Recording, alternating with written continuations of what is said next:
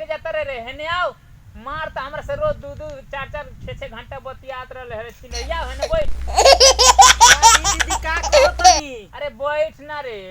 का कहतनी कही ना आओ दुल्हन लो हईटा बैठ के रे दुल्हनिया का जी दीदी आ तोरा घरवा में कोनो झगड़ा भइल बा का कि हमरा से हेंगा मुंह लुका के भागत रे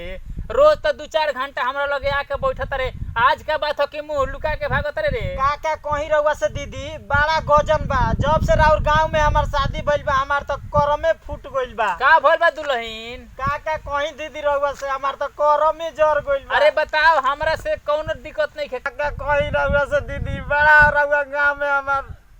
का जाने कौन नतिया हुआ हमार शादी करा देलो दीदी हमार अरे चुप हो जो दुल्हनिया चुप हो जो का भइल बा रे फूटिया नु गइल जी चला दुल्हन कोई बात ना चुप हो कब चुप हो बड़ा दुख देला का दीदी रहुआ का बताई हम का दुल्हन कोनो मर्दा से तोरा परेशानी बा का रे ना जी दीदी ऐसा कोनो बात नहीं थे का बताई दूसर बात बा जाए दी रहुआ से का लेना देना बा ए दुल्हन तारा भाला लगे चाहे बुरा लगे ई तो हम नहीं जानत लेकिन का करबू पहले पहले जब हम गाँव ना आए रहनी न तो हमरो बहुत परेशानी भय रही लेकिन का करबू अब धीरे धीरे सहे के आदत हो गल बा बाग दीदी रहुआ कैसन बात कहतनी हमके तो हंसाई देनी दीदी ए दुल्हन चलो छोरो हमार तो खैर बातें छोरो आप बताई दीदी रहुआ के 20-22 दिन हमारा गाँव ने अइले हो गइल एको दिन अंगूरियों से नहीं गन छोले दीदी काम करा के बताई पति परमेश्वर होखेला नु रे अपना पति के अपना घर के बुराई दूसरा कोई से नानू करे के रे ऐसन परमेश्वर के आग लग जाए ऐसन पति के मुंह में पिलुआ पड़ जाए का कहीं जी दीदी जब से आइल बानी तब से घर में कहूँ कोना नहीं के कि कहीं बैठ के रोली दीदी जितना रहुआ अच्छा समझतनी उतना बाड़न ना दुख परेशानी रहेला लेकिन उ दुखो परेशानी से ऊपर के बात बा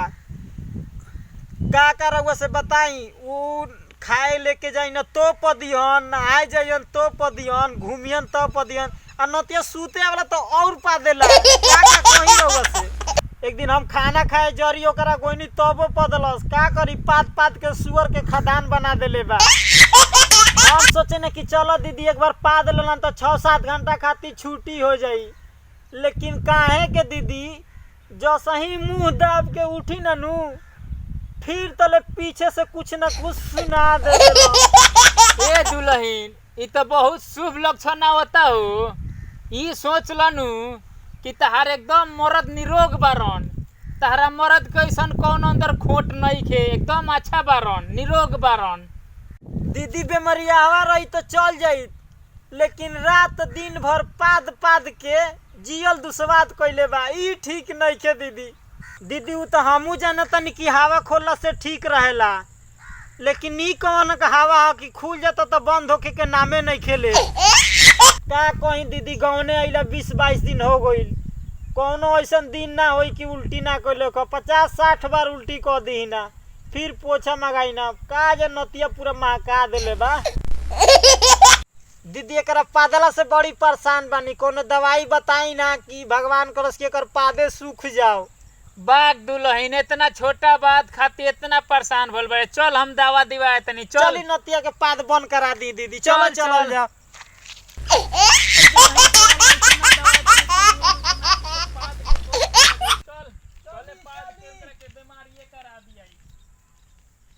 मैं दुलारू नंदलाल सबको प्रणाम करता हूँ अगर हम लोग से ज़रा सा भी अगर गलती हो जाता है वीडियो में तो अपना बेटा समझ के हमें माफ़ कर सकते हैं भाई समझ के माफ़ कर सकते हैं मैं आपका भाई अपना भाई दुलारू नंदलाल बाकी हमारा जुल्मी भाई कहेंगे नमस्कार भैया लेकिन हम जुल्मी जितेंद्र और जितना भी हमारे बिहार रूपी के भैया बारन चाचा मौसा भी भी हम सब के गोर छू के प्रणाम करतनी रउआ लगी के आशीर्वाद के हमारा इंतजार बा बस ये हमारा उम्मीद बा और उम्मीद के साथ हमने के वीडियो बनावनी सा और रउआ लोगन के इंतजार में, रउआ लोग के मनोरंजन खातिर हमनी के का ना करेनी सर। और हमनी के ऐसे ही हमारा भोजपुरी अंश म्यूजिक चैनल के लाइक करी, सब्सक्राइब करी और साथ में बेल आइकन दबावल ना भूली भाई प्लीज।